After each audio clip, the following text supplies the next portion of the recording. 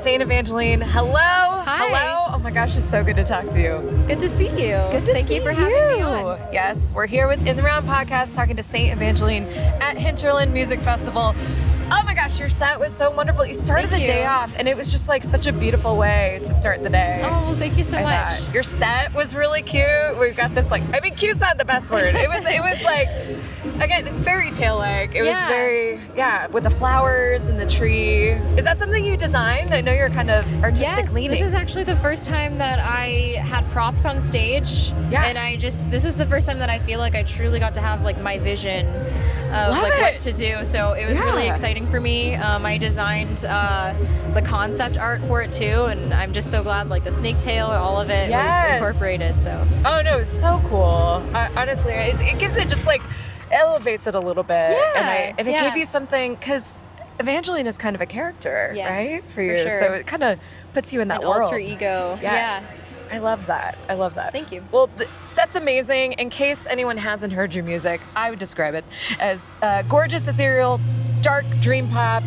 It reminds me, of course, Lana Del Rey, and you got a lot of recognition from doing some covers with her, but I heard Enya, I heard Waze Blood, Kate Bush, Emma Ruth Rundle. I don't know if you listened to... I don't think so. Gosh, I'll DM you later. Okay. I'll send you these. But I find is that the name that she goes under, or is that the band? Okay. Emma, okay. Yeah, it's her name. And but there's because it's that darkness that you have to your songs that I really love. Thank you. Vocally, it's like got that light and airy reverby effect, but like there's a lot of depth in there. And I was curious, growing up in, you're born in Florida, grew up in Georgia. What were you listening to as a kid that inspired My parents this? listened to everything. I think that really largely influenced the fact that I can't pick a genre. Love it. I'm not Genres are boring. I refuse to be pigeonholed. Seriously, it's like gender. Like who cares anymore? Exactly. Who Genres cares? I grew up listening to a lot of Purity Ring, Band of Horses. My dad loved the Smashing Pumpkins and Weezer, and gosh, what else? There was like a mix of metal. My mom loves like old school rap. Just everything. There was a good mix of everything. Blend it up, put it in a cocktail. That's an amazing mix. Yeah, for sure. That's awesome. Well, no, I am so impressed with your range as well. Thank you. Your vocal range is insane. Thank and you you so go much. from, again, high, like, angelic singing to really low, beautiful, like, tone. And then you're screaming on stage, like, badass metal screams. How did you train for that? I mean, I believe you were classically trained, maybe? So I'm a classically trained musician, as in I play the clarinet, and I've been playing since probably the 4th grade. Oh, you got to break that out. I know. I need to. Awesome. But I don't know. That's a good, So I did end up. I have a vocal coach now, and so for the past year, I've been working with him a lot and just like really learning how to sustain my voice. I've been practicing my belts. My scream, I just figured out one day. Did you just find it how to sit like healthily? So originally, I figured out how to scream because I had bronchitis and I lost my voice, and so somehow, and not being able to even use my voice, I figured out how to scream, which I think is pretty cool. That is really cool. That's probably why you can do it and not hurt yourself, too. It's like I've learned how to better project now, but that was my original screams were just kind of like baby fry screams. It's so guttural and so in that moment in that song. It just like really sent me over the edge. I feel like. Yeah, so it's I love that that's like a tool in your toolbox, I guess. Thank you. I wanted to ask you, so this is your first time to Iowa, right? Yes. Okay. And is this your first festival, did you say? This is my first festival, What? I'm like secretly so stoked that it was here because... I am too. Yeah. It's just so lovely. Everyone has been so kind and it's such a beautiful setting. This is just so my vibe. Yeah. Well, it was like, today's kind of overcast, which is great. This is also my vibe. Yes, it was so perfect. Like it added to the overall scene, I feel like, of your set. It's probably because I practiced my song Ring Dance so much yesterday. I ended up calling that you just brought it. The Rain. That makes sense. Yeah. Oh, that song's so fun. Yeah, that's a newer track, right? Yes. I believe. I wrote that one, oh my gosh, I guess last July. Okay, but I released it in, I think, October of last year. Okay, yeah. But it's a fairly recent one. Yeah, no, it's still, in my mind, that's yesterday, but it's obvious. Same. I know. I was gonna say it was released July, but it's July now, You're like, and I didn't release it this year. Yeah. It's like we made it full circle. Yeah. No, that's great. Well, and I on that note, I wanted to ask about your writing, because you had an interview where you talked about writing for you is like out of your diary, which I found interesting because Saint Avangeline is also kind of a character for you, but you're still writing really personally. And I was curious if that's changed, because originally it sounded like early albums were about some really abusive, kind of terrible relationships, terrible self-care. Yeah. So do you feel that changing now that you're writing again? I do. I'm considering this a huge challenge for me because I was pulling from a lot of pain in my life. But I think that all of my creative endeavors have always been a blend of fantasy and reality for myself, and I don't see that fully changing ever.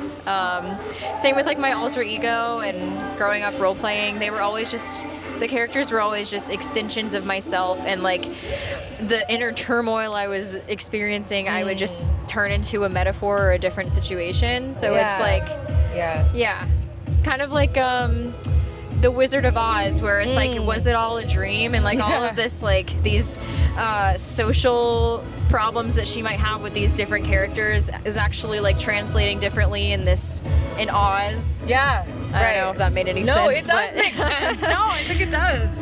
I think that ties into the sonic character of your sounds. Like there's a character that is you, but also I feel like you can't get rid of that fantasy. Selves. Yes. Yeah.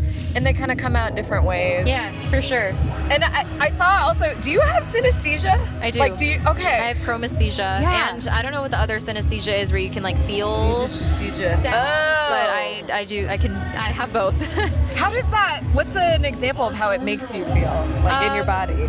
So it depends on the sound that I hear, and sometimes even just the chord and how it's like struck, but it's very tangible for me. A lot of reverby sounds feels kind of like the texture of this fabric, very gauzy, very flowy. Yes. I can feel it brushing against my skin. I can feel things on my tongue. I can feel beats on my tongue. Whoa! The tongue thing's trippy. It's weird. It's your skull resonance. Yeah, for sure. It's interesting trying to describe to producers sometimes like what kind of sound I want, because I'm explaining it in such abstract terms. But you're like, when you eat a banana. Yeah. And then it's like kind of stuck to the roof of your mouth, but then it's like this. like, you know, like when that. you see the wind gently flowing through this thing, this is the sound I want. Honestly, that's a real thing. I feel like that's also kind of drummer speak, when you're like, I just want it to be a ka-ta-ta-ka-ta-pa, exactly. And then they have to translate. Yes. That's what producers have to do. Yeah. I was curious what your albums, Gardeners of Eden and Inferno, what colors? Because your album covers are they're these beautiful photos of you. Thank you. But it's not giving away your color palette in those necessarily. I've been thinking about that. Like, should I have even had myself on my album covers? Because they don't fully encapsulate like the palette that I write from, which is why you have to check out my Instagram. Oh, true. No, your photos are incredible. Thank you. And you model too, I should say. I do. Yeah, I used to. Yeah. Now I just do fun creative shoots for my music. Mega pop star. It's totally fine. No.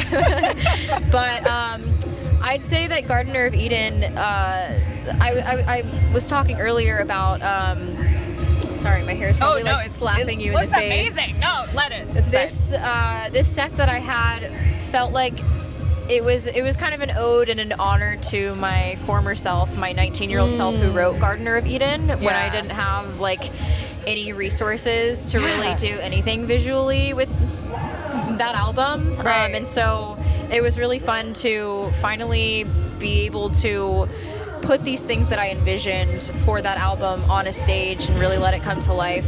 So everything that was on stage, I think, really encapsulates the color palette and the vibes of that first album. Yes. And then Inferno was very inspired by like Dante Alighieri and his illustrations. Right. And it's like a Renaissance. Your music is like a Renaissance painting in my mind. Like that Gothic. I mean, that is part of the tone. Very influenced by a lot of that. And that one was very, it was expressing a lot of anger, like the symbolism with anger, like red is usually associated with that. I did a lot with like my hair. I wanted it to be like, what is that? Cabanel. What is that painting of the fallen angel that's like Lucifer, and he's like this? Yes. Oh wow, that you was looked like it. You huge. transformed. That was a huge inspiration for me. So I wanted like more muted tones and then like a really bold red or just one color that really stood out. Yeah. No, I love it. I just love the aesthetic. You're very purposeful and it's very artistic as a whole. And Thank I you. love that. I appreciate that. I think that's fantastic. Thank you so much. I just have like a couple more questions. Yeah. I appreciate you hanging. I wanted to ask, because you were mentioning production, you started just writing in your bedroom, right? Yes. And kind of creating. I originally started just writing poetry. I've been writing poetry since I was a kid. Yeah. And I didn't know how to make music. Like I grew up in like the orchestra and stuff, so I know how to do that, but I wasn't really sure how to write a song. Right. But one of my friends recommended that I just find like a type beat on YouTube, and I was like, what's a type beat? And then I discovered what that was, and then discovered the track that I eventually used for Lilith. Wow. And he was just like, just sing your poetry along with the song and just see where it fits in. And I was like, oh, okay. Love it. And then I figured it out. Yeah. And then boom, like a million streams later. Yeah. Like, wow. Yeah. Oh, that's amazing. So what was one of the most challenging things once you got past that initial hum? Like, was it hard? Did you get really into the production side of it, or was it just like a vessel, like a path that you used? It's a mix of both. I think that I've tried to challenge myself to write things differently for each song.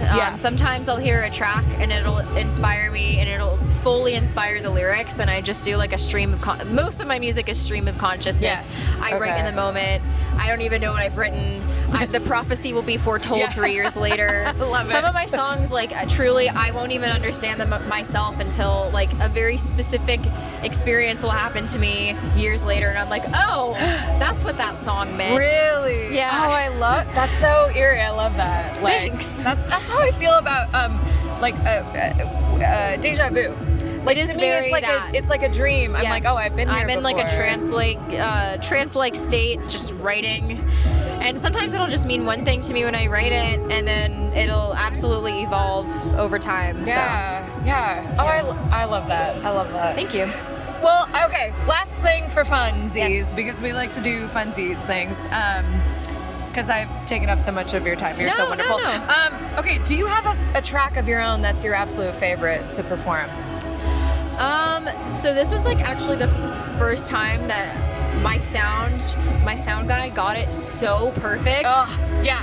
I really liked singing Rain Dance. I just love reverb. I love how it like it's the best. it just sounds so good in my ears. It's very satisfying to me. Yes. I really liked performing my last song, Flutter and Sundrin. Those are both the song right before where I put the blindfold on. Yes. Oh my gosh, that was Those so are new powerful. songs. I love They're that not moment. released yet. I love that moment. I was so enraptured with that.